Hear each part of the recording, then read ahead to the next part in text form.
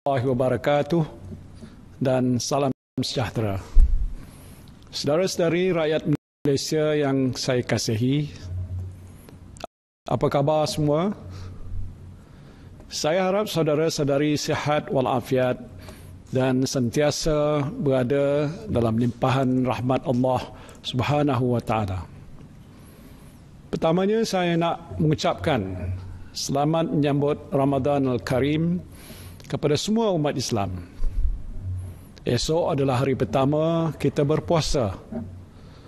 Jadi malam ini kita mulakan ibadat puasa kita dengan bertarawih, niat berpuasa untuk esok hari, dan awal pagi esok kita semua bangun untuk bersahur sebelum masuknya waktu imsak. Ibadah puasa adalah satu ibadah yang istimewa. Ia satu ibadat yang kita lakukan tanpa sesiapa pun mengetahui kita sebenarnya sedang beribadat kepada Allah. Tidak seperti ibadat lain yang boleh dilihat dengan nyata daripada segi perbuatan. Ibadat puasa tidak boleh dilihat. Kita sekadar menahan diri daripada lapar dan dahaga serta tidak melakukan perkara-perkara yang boleh membatalkan puasa kita. Hanya diri kita dan Allah sahaja mengetahui yang kita sebenarnya sedang berpuasa. Kita berpuasa kerana kita bertakwa pada Allah, bukan untuk menunjuk kepada sesiapa. Oleh sebab itu Allah Subhanahu wa taala menyebut di dalam Al-Quran Karim, ibadat puasa diwajibkan ke atas umat Islam agar kita semua bertakwa kepadanya. Firman Allah dalam surah Al-Baqarah ayat 183. Ya ayyuhallazina amanu kutiba alaikumusiyam kama kutiba alal ladzina min qablikum la'allakum tattaqun. Yang bermaksud, wahai orang-orang yang beriman, kamu diwajibkan berpuasa sebagaimana diwajibkan atas orang-orang yang dahulu daripada kamu, supaya kamu bertakwa. Artinya orang yang berpuasa adalah orang yang ikhlas beribadat hanya kerana Allah. Dan mereka itulah orang yang sebenar-benarnya beriman dan bertakwa kepadanya. Bulan Ramadan ini adalah juga satu bulan yang mulia bagi umat Islam. Di awalnya rahmat, pertengahannya keampunan, dan akhirnya pelepasan daripada azab neraka. Kerana itu umat Islam di seluruh dunia menyambut ketibaan bulan Ramadan ini dengan penuh pengharapan untuk melalui satu perjalanan kerohanian yang amat bermakna. Selain berpuasa, kita memperbanyakkan amalan-amalan sunat. Kita membaca Al-Quran, mendirikan solat tarawih, qiyamul lail, bersedekah pada fakir miskin, dan melakukan amal kebajikan semata-mata untuk mendekatkan diri kita kepada Allah dan mempereratkan hubungan sesama manusia. Dengan kata lain, Ramadan adalah satu bulan di mana kita berjihad melawan hawa nafsu, menyucikan jiwa dan mengharapkan keredaan Allah. Di hujung Ramadan, kita bebas daripada dosa dan meraihkan kemenangan. Saudara-saudari yang saya kasihi, Ramadan kali ini tidak kurang istimewanya. Malah, bagi saya, ia lebih istimewa buat kita semua. Sejak lebih sebulan yang lalu, kita berjihad melawan COVID-19. Seperti mana ibadat puasa, kita dikendaki berjihad melawan hawa nafsu. Kita lalui satu tempoh yang banyak menguji kesabaran dan daya ketahanan kita. Kita menahan diri kita daripada melakukan perkara-perkara yang kita suka. Kita tak keluar berjalan-jalan. Kita tidak menonton wayang bersama kawan-kawan. Kita tak pergi melancong. Kita tak makan di restoran kesukaan kita. Dan bagi yang minat bersukan, mungkin dah lama anda tak main bola, tak main badminton, tak main bowling, tak berjoging, tak kayuh basikal. Anda cuma duduk di rumah saja. Ini satu jihad dan satu pengorbanan yang cukup besar. Tetapi pengorbanan yang anda lakukan ini telah membuahkan hasil. Pertamanya, anda dan keluarga terselamat daripada jangkitan COVID-19. Keduanya, anda juga menyelamatkan orang lain daripada terkena jangkitan. Ketiganya, anda semua menyumbang kepada usaha membendung penularan wabak COVID-19 dalam masyarakat dan negara kita. Hari ini kes-kes baru COVID-19 telah berkurangan dengan ketara. Daripada ratusan kes baru setiap hari di awal Perintah Kawalan Pergerakan dilaksanakan, alhamdulillah pada hari ini kita bersyukur kerana kes-kes baru telah menurun kepada puluhan kes sahaja. InsyaAllah dengan usaha-usaha yang sedang giat dilakukan oleh para frontliners kita dan disiplin anda semua mematuhi PKP, kita akan dapat mengurangkan lagi kes-kes baru COVID-19 ke tahap yang paling minima dan membendung sepenuhnya penularan wabak ini. Kita juga bersyukur kerana jumlah pesakit COVID-19 yang telah sembuh meningkat dengan ketara. Seramai 3,542 pesakit COVID-19 atau 63.2% daripada keseluruhan pesakit telah pun sembuh setakat ini. Saya harap dengan rawatan yang diberikan dan doa kita semua, maka lebih ramai pesakit COVID-19 akan sembuh dan dapat menjalani kehidupan seperti sedia kala. Sekali lagi kita bersyukur kerana negara kita merupakan antara negara yang mencatatkan kadar kesembuhan yang tertinggi di dunia. Dengan penurunan kes COVID-19 yang ketara ini, dan kita harap trend ini akan berterusan, kerajaan telah memutuskan untuk memberikan sedikit kelonggaran. Saya ulang, sedikit kelonggaran, bukan terlalu longgar. Pertamanya, pelajar-pelajar yang masih berada di kampus, yang mana di peringkat awal dahulu mereka tak dibenarkan pulang kerana keadaan masih belum menentu dan kita nak pastikan mereka ini selamat, insya-Allah boleh pulang ke rumah masing-masing sedikit masa lagi. Proses untuk membawa pelajar-pelajar ini pulang sedang pun dirancang oleh kerajaan dengan nasihat Kementerian Kesihatan.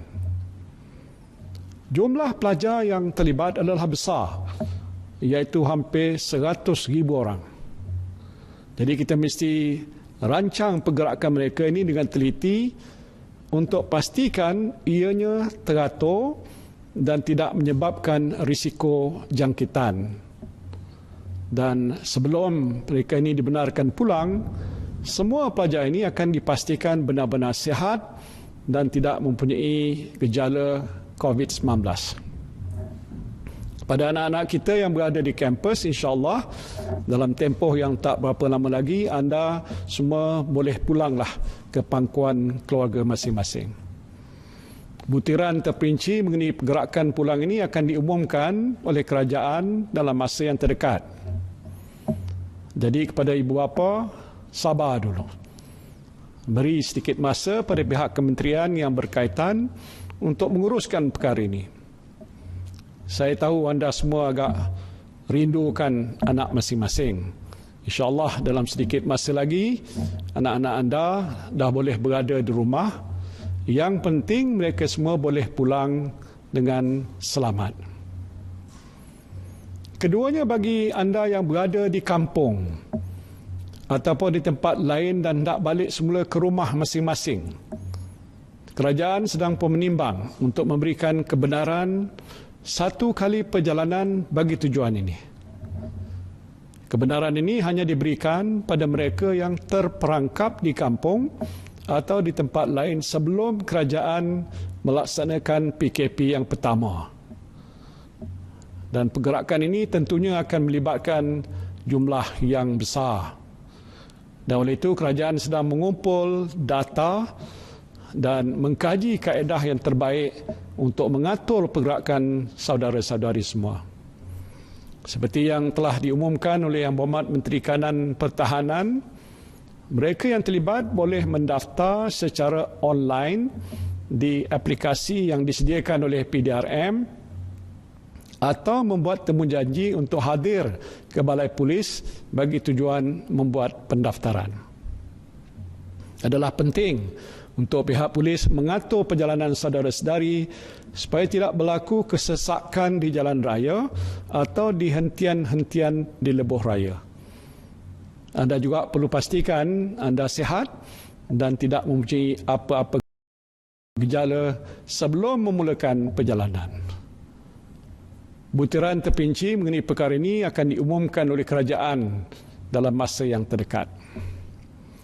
Ini adalah sedikit kelonggaran yang diberikan setakat hari ini. Saya ulang lagi, sedikit kelonggaran, bukan terlalu longgar. Pelaksanaan kedua-dua langkah ini juga akan dipastikan teratur dan tidak menjejaskan usaha kita memerangi COVID-19. Saudara-saudari yang saya kasihi sekalian, berdasarkan data-data yang dibentangkan kepada saya oleh Kementerian Kesihatan, saya dapati bahawa usaha-usaha untuk membendung wabak COVID-19 masih perlu diteruskan. Walaupun angka-angka menunjukkan perkembangan yang positif, langkah-langkah yang kita ambil hendaklah diteruskan sampai ke satu masa di mana kita yakin wabak COVID-19 dapat dibendung sepenuhnya. Sehubungan itu, saya ingin mengumumkan bahawa Perintah Kawalan Pergerakan PKP yang dijangka berakhir pada 28 April 2020 akan dilanjutkan untuk tempoh 2 minggu lagi, iaitu sehingga 12 Mei 2020. Dalam tempoh ini, kerajaan akan menilai data-data terkini yang disediakan oleh Kementerian Kesihatan untuk menentukan langkah-langkah seterusnya. Saya tidak menolak juga kemungkinan bahawa PKP akan dilanjutkan lagi selepas ini. Dan ini bermakna saudara-saudari mungkin tidak boleh menyambut hari raya di kampung seperti biasa. Saudara-saudari masih tidak boleh bekerja kecuali bagi mereka yang bekerja dalam sektor yang dibenarkan. Perniagaan juga masih belum boleh dibuka sepenuhnya. Walau bagaimanapun, jika kes-kes COVID-19 ini terus mencatatkan penurunan yang ketara, maka kerajaan berkemungkinan akan melonggarkan kawalan pergerakan secara bertahap dalam beberapa sektor, termasuk sektor sosial. Ini untuk membolehkan saudara-saudari menjalani kehidupan yang lebih selesa. Majlis Keselamatan Negara sedang merangka satu pelan yang menyuruh mengenai perkara ini. Dengan kemungkinan pelanjutan tempoh PKP, kerajaan sedang mengkaji kaedah untuk memulihkan ekonomi atau revive the economy secara bertahap. Ini termasuk merangka pelan pemulihan ekonomi jangka pendek dan sederhana bagi memastikan aktiviti ekonomi dapat dibangkitkan semula dengan pantas selepas tempoh PKP ini berakhir. Sehubungan itu, saya telah mengarahkan Kementerian Keuangan dan Unit Perancang Ekonomi Jabatan Perdana Menteri untuk merangka pelan pemulihan ekonomi jangka pendek, jangka sederhana dan jangka panjang yang menyeluruh. Tumpuan pada masa ini adalah untuk mengenal pasti langkah dan inisiatif yang akan merancakkan pertumbuhan ekonomi jangka pendek dan sederhana serta mendorong keyakinan rakyat dan pelabur untuk menjana semula ekonomi negara kita.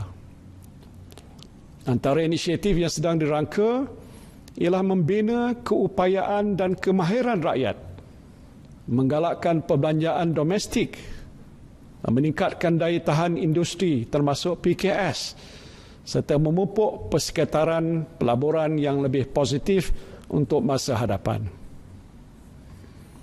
Saya tahu persoalan yang sedang bermain di fikiran saudara-saudari pada masa ini ialah bilakah saudara-saudari boleh kembali bekerja atau kembali memulakan perniagaan atau operasi syarikat masing-masing. Saya ingin memberikan sedikit bayangan.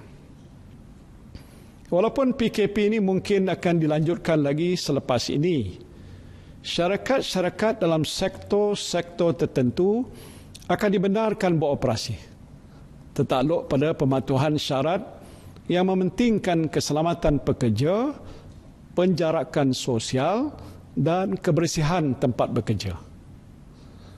Pada masa ini pun beberapa sektor ekonomi telah dibuka, dan selepas ini kerajaan akan menimbang untuk membuka beberapa sektor dan subsektor yang lain tertakluk kepada syarat-syarat yang ketat. Inilah untuk menjamin syarikat terus berdaya saing dan para pekerja dapat terus bekerja dalam persekitaran yang selamat. Garis panduan serta syarat-syarat yang terperinci akan diberikan kepada para pelabur dan sektor korporat untuk memulakan operasi syarikat masing-masing. Saudara-saudari yang saya kasihi sekalian, kita masih belum menang dalam perang menentang COVID-19 ini. Tetapi saya yakin insya-Allah kita akan menang. Yang penting ialah jihad dan istiqamah. Jihad dan istiqamah. Dan sempena bulan Ramadan yang mulia ini, tingkatkan jihad kita untuk memerangi COVID-19. Teruslah istiqamah dengan usaha kita ini. Tak mengapalah Ramadan kali ini kita tak dapat pergi ke bazar Ramadan, tak dapat makan nasi biryani, murtabak ataupun juadah kuih-muih yang kita suka. Yang penting kita selamat daripada wabak COVID-19 ini. Kita lihat secara positif. Mungkin inilah peluang yang Allah berikan pada kita untuk mengamalkan sebenar-benar ibadah puasa. Kita berbuka puasa dan bersahur sekadarnya.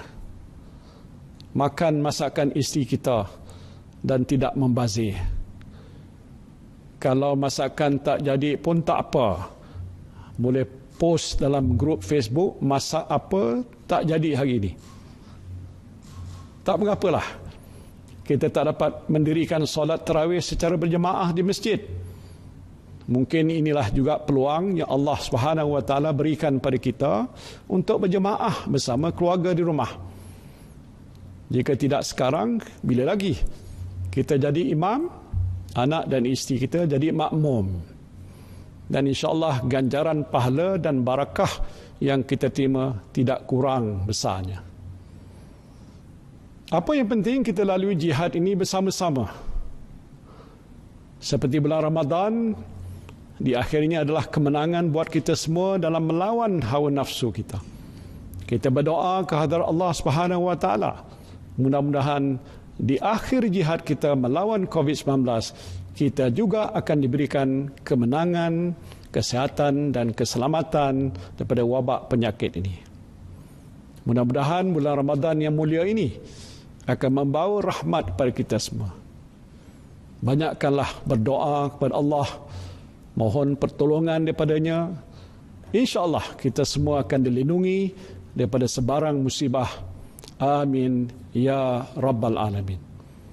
Kepada frontliners yang akan berpuasa dalam keadaan menjalankan tugas, saya harap anda terus tabah.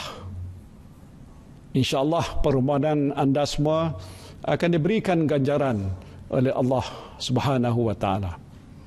Saya dan seisi keluarga mengambil kesempatan ini untuk mengucapkan selamat menyambut Ramadan Al-Karim pada semua umat Islam di negara ini dan di mana jua anda berada. Terima kasih. Wabillahi taufiq wal hidayah. Assalamualaikum warahmatullahi wabarakatuh.